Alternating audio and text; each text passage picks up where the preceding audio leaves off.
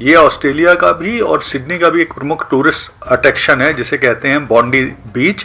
इसको बॉन्डाई बीच भी कहते हैं ऑस्ट्रेलिया में।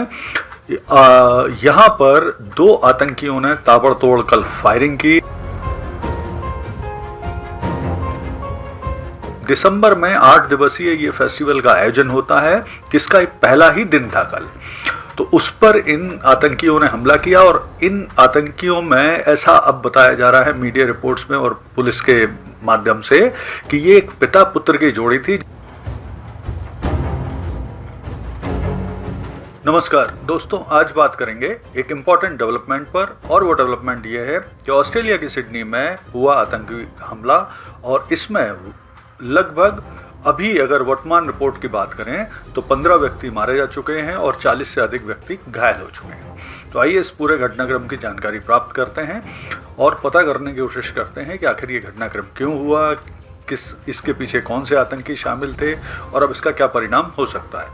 तो देखिए, कल यानी 14 दिसंबर को शाम के समय जो ऑस्ट्रेलिया का सिडनी है और सिडनी का एक बहुत ही प्रमुख टूरिस्ट जो अट्रैक्शन है, ये ऑस्ट्रेलिया का भी और सिडनी का भी एक प्रमुख टूरिस्ट अट्रैक्शन है जिसे कहते हैं बॉन्डी बीच।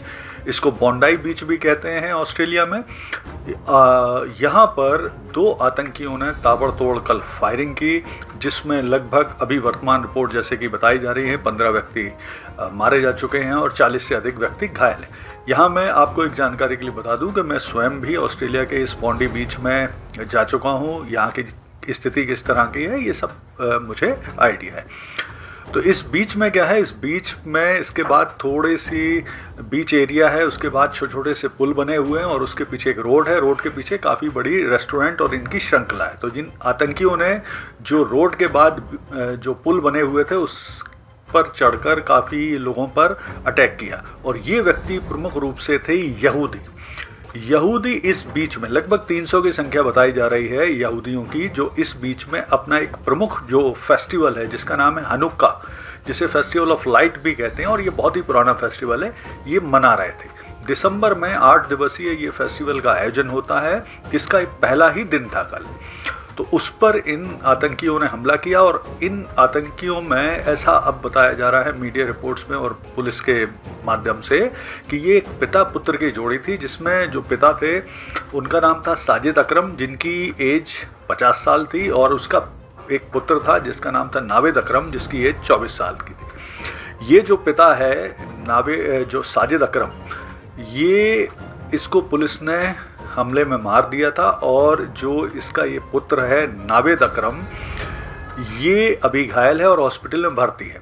और इसके बारे में मीडिया रिपोर्ट में ये कहा जा रहा है कि ये जो नावेद अकरम है ये पाकिस्तान में स्थित जो इस्लामाबाद में एक हमदर्द यूनिवर्सिटी है उसमें पढ़ चुका है और ये दोनों पिता पुत्र सिडनी का एक एरिया है बर्नी रिंग, उसमें रहते थे। हालांकि यहाँ ये ध्यान रखना आवश्यक है कि पुलिस के द्वारा अभी तक इनकी राष्ट्रीयता का खुलासा नहीं किया गया है, लेकिन जो मीडिया रिपोर्ट्स हैं उनके हिसाब से इनका संबंध पाकिस्तान से बताया जा रहा है। हालांकि ये जांच का विषय है आगे।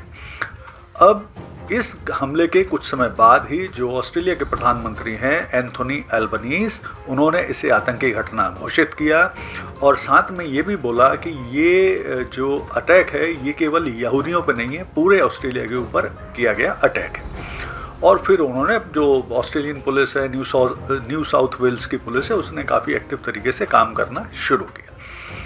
देखिए, अगर हम बात करें तो 7 अक्टूबर 2023 को जब इजराइल पर हमास के आतंकियों ने अटैक किया था जिसमें 1200 यहूदी व्यक्ति मारे गए थे, उसके बाद से फिर इजराइल ने हमास के खिलाफ कार्रवाई की, गाजा के खिलाफ कार्रवाई की और लगभग पूरे गाजा को नष्ट कर दिया। 60,000 से अधिक व्यक्ति मारे गए हैं, 1 लाख से अधिक घायल हैं और फिर अभी गाजा पीस प्लान के अंतर्गत थोड़ा सा वहाँ युद्ध विराम जैसी स्थिति है। लेकिन उस घटना के बाद से पूरी दुनिया में इजराइल के खिलाफ ये जो आतंकी कार्रवाइयाँ हैं वो बढ़ी हैं। ऑस्ट्रेलिया भी उनमें से एक देश था अभी जो बात कर रहा था कि वो फिलिस्तीन को मान्यता देगा। तो इस तरह की बात उन्होंने की। इस हमले के बाद प्रधानमंत्री मोदी जी ने और विश्व के अनेक नेताओं ने इस घटना की निंदा की है यहाँ ये समझना आवश्यक है कि पूरी दुनिया में लगभग 1.5 करोड़ यहूदी रहते हैं, उसमें से 75 से 80 लाख इज़राइल में रहते हैं, 26 लाख के आसपास अमेरिका में रहते हैं, 1,20,000 ऑस्ट्रेलिया में रहते हैं, 6,000 के आसपास यहूदी भारत में रहते हैं। तो उन पर लगातार खतरा मंडराते ही रहता है, उनके खिलाफ कार्रवाइयाँ छुटपुट तरीके से होती रहती हैं। जिस तरह से इज़राइल के खिलाफ पूरी दुनिया में काफ़ी उसके जिस तरह से उसने गाजा में कार्रवाई की उसको लेकर रोष रहता है। तो अब इस घटनाक्रम के बाद अभी लगातार पुलिस जांच कर रही है, बहुत सारी चीज़ें सामने आएंगी, लेकिन कुछ जो इम्पोर्टेंट चीज़ हुई है उसके बारे में आपको जानकारी देते हैं। तो इस घटना में एक व्यक्ति है अहमद अल अहमद, जिसने एक आतंकी से मुकाबला किया और उसकी बंदूक भी छीन ली थी, तो उसे इस घटना का एक रियल हीरो बताया जा रहा है और उसके बारे में कहा जा रहा है कि वो भी एक यहूदी था जो फल बेचता था इसी बोंडाई बीच के पास। दूसरी इम्पॉर्टेंट घटना जो इस जुड़ी हुई है वो है कि इंग्लैंड के पूर्व क्रिकेट कैप्टन थे माइकल वॉन, वो भी इस घटना में बाल बाल बचे, उन्होंने भी एक रेस्टोरेंट में छुप के जान बचाई। और तीसरी एक रोचक और इम्पॉर्टेंट घटना अगर इससे जुड़ी माने तो एक व्यक्ति है यहूदी जिसका नाम है आर्सन ओस्ट्रोवस्की, जो कि 7 अक्टूबर के समय जब हमास ने इजराइल पर अटैक किया था म्यूज़िक फेस्टिवल में, तो उसमें भी शामिल था, बाल बाल बचा था, लेकिन इस हमले में वो थोड़ा घायल हुआ है।